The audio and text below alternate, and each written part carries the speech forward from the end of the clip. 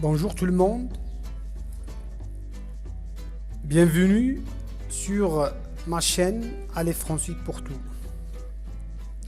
Dans cette vidéo, je vais vous présenter une courte leçon de la scène d'exposition de la pièce théâtrale qui s'intitule Antigone, écrite par Jean Anouilh. Le prologue. Dans cette leçon, je vais travailler sur deux parties. Je vais diviser ma leçon en deux parties. La première partie, c'est la structure, dans laquelle je vais travailler sur deux axes. Et la deuxième partie, c'est l'analyse, dans laquelle je vais travailler sur deux axes aussi.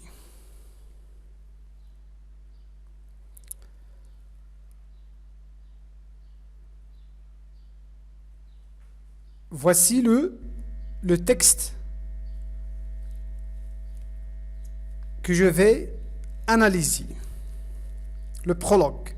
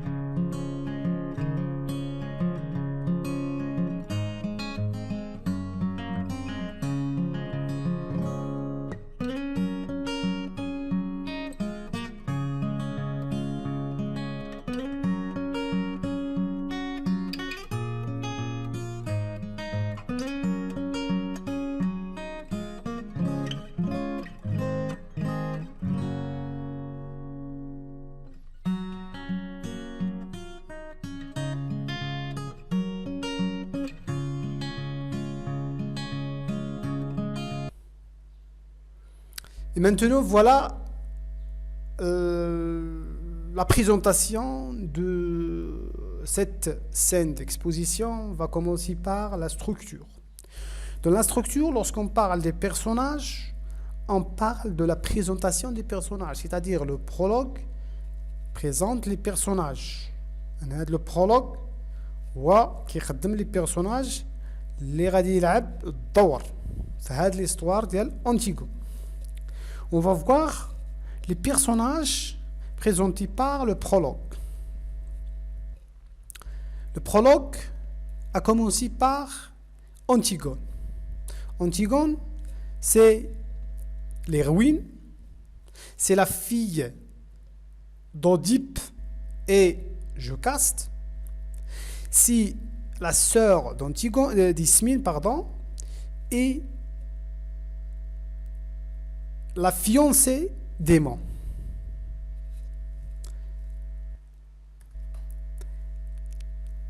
Le deuxième personnage, c'est Ismène. Ismène, c'est la sœur d'Antigone. Elle est plus belle que Antigone. Elle a peur. Elle n'est pas courageuse. Elle est aussi la fille d'Oedipe et sa mère Jocaste.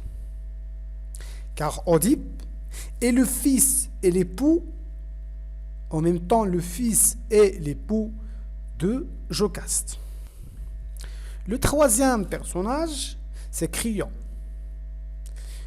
Lorsque vous lisez le texte, vous arrivez à dégager quelles sont les caractéristiques du Créon. Créon, c'est le roi, est robuste.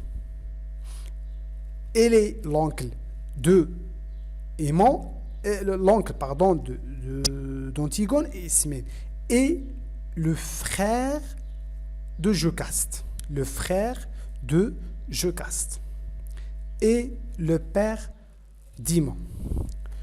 Le quatrième personnage, c'est Eurydice. Eurydice, c'est la femme de Créon, c'est la reine, la femme de Créon, c'est le roi, et Eurydice, c'est la reine, et la mère de Aimon, la nourrice. La nourrice, c'est une femme qui a adopté, la vieille femme qui a adopté Antigone et Ismène, les deux filles. Le petit page, c'est le petit page de Créon, c'est le garde. Et les trois gardes de Créon. La structure toujours. Deuxième axe, c'est l'histoire. Lorsqu'on parle de l'histoire, on parle de l'histoire d'Antigone. Dans l'histoire d'Antigone, on peut voir, remarquer, déduire que c'est une histoire tragique. Pourquoi?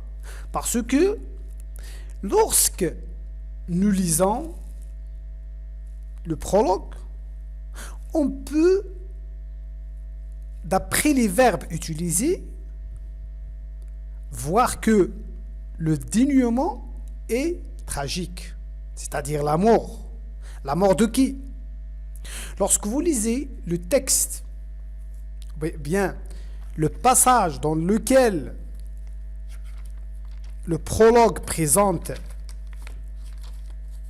Antigone, on peut voir qu'il dit il va mourir, il pense qu'il va mourir, c'est-à-dire que la fin de l'histoire, Antigone sera mourir.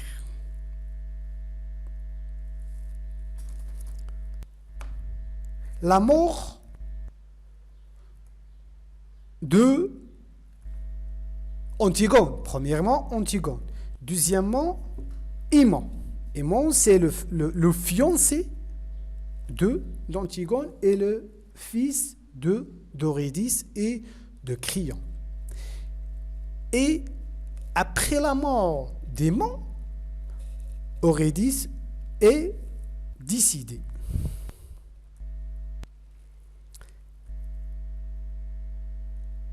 On va continuer notre travail sur la deuxième partie, c'est l'analyse. L'analyse, la tragédie moderne et la tragédie classique. Vous pouvez voir dans ce schéma affiché sur l'écran quelles sont la différence entre la tragédie moderne et la tragédie classique. Dans la tragédie moderne, on a le prologue comme le réalisateur, le présentateur.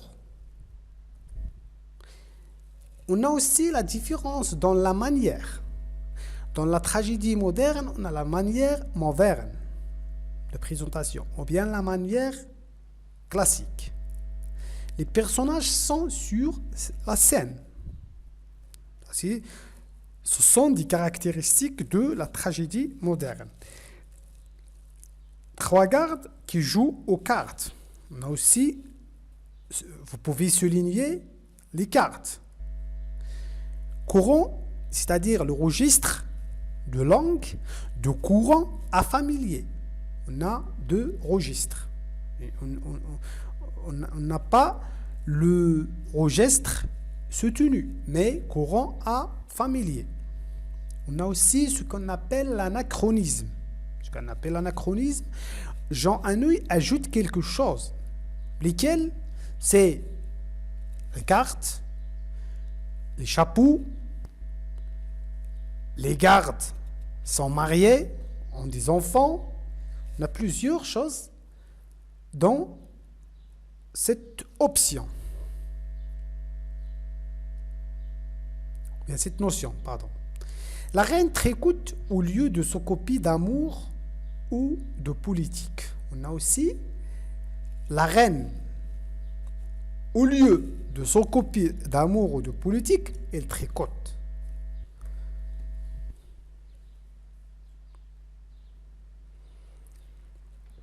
Les personnages. Les personnages, on a Jocaste et Oedipe. Jocaste, c'est, comme j'ai dit tout à l'heure, Jocaste est la mère d'Oedipe et en même temps sa femme. Ont des enfants, lesquels Antigone et Ismène, Étiocle et Polynice. Étiocle et Polynice se tuent, c'est-à-dire ils sont morts.